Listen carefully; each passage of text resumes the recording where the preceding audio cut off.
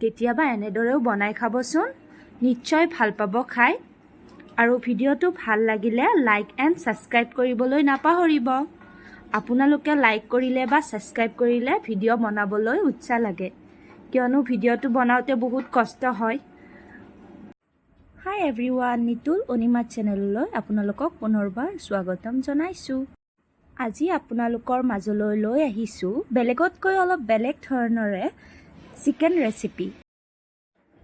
ইয়াতে মই কেইটামান পিঁয়াজ গোটা গোটাকৈ লৈছোঁ আৰু ইয়াতে কাটি লৈছোঁ সৰু সৰুকৈ পিঁয়াজ। এয়া লৈছোঁ দীঘল দীঘলকৈ কটা আলু। ইয়াতে লৈছোঁ মই কেঁচা মছলা, নহৰু, আদা, জলকীয়া, আৰু এয়া লৈছোঁ মই ধনিয়া পাত। আৰু ইয়াতে অকণমান মই বিলাহী লৈছোঁ কাটি। ইয়াতে লৈছোঁ মই 2 পেকেট মছলা, মিট মছলা আৰু চিকেন মছলা। এয়া হৈছে শুকান জলকীয়া, অলপমান গৰম মছলা আৰু জলকীয়া গুড়ি। এতিয়া মই এই গৰম মছলাখিনি পটাত ভালদৰে পিচি ল'ম। কেৰাহী গৰম হৈ আহিছে। ইয়াতে মই ৰঙচুৱা এটা কালাৰ আহিবৰ কাৰণে অকণমান চেনি দিলোঁ। এতিয়া ইয়াতে দিম মই অকণমান জিৰা। ইয়াতে শুকান জলকীয়া আৰু গোটা গৰম মছলা অকণমান। মই পিঁয়াজ দিম।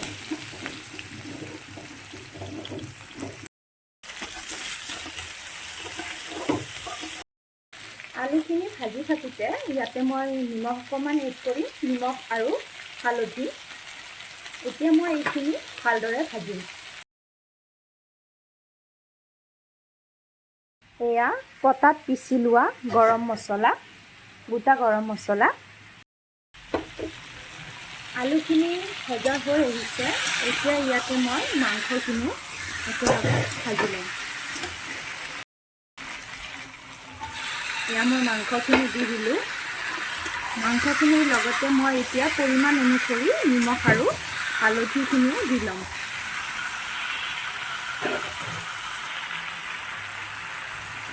এয়া মই পৰিমাণ অনুসৰি দিলোঁ নিমখ, আৰু এয়া দিলোঁ হালধি গুড়ি। এইখিনি মই ভালদৰে ভাজিম। মাংসখিনি অকণমান ভজা হ'ল।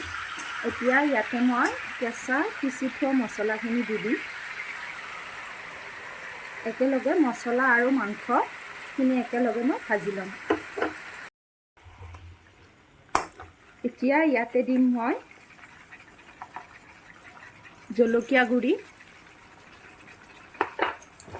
আৰু দিম মই এইটো মিট মছলা,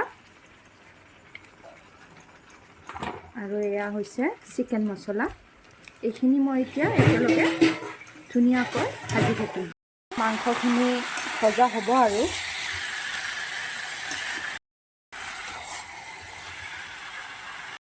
এয়া মাংসখিনি ভজা হৈ গ'ল। ইয়াতে মই এতিয়া কাটি থোৱা বিলাহীখিনি এড কৰি দিলোঁ।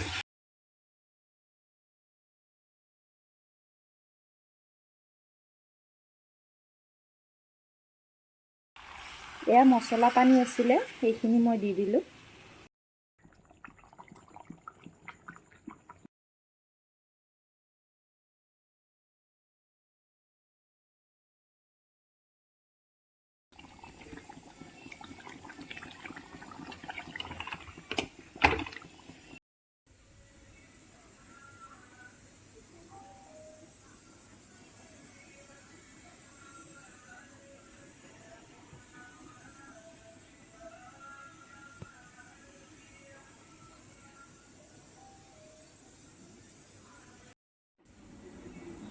ভিডিঅ'টো চাই ভাল পালে লাইক এণ্ড ছাবস্ক্ৰাইব কৰিব, আৰু ভিডিঅ'টো শেষলৈ চোৱাৰ বাবে আপোনালৈ ধন্যবাদ।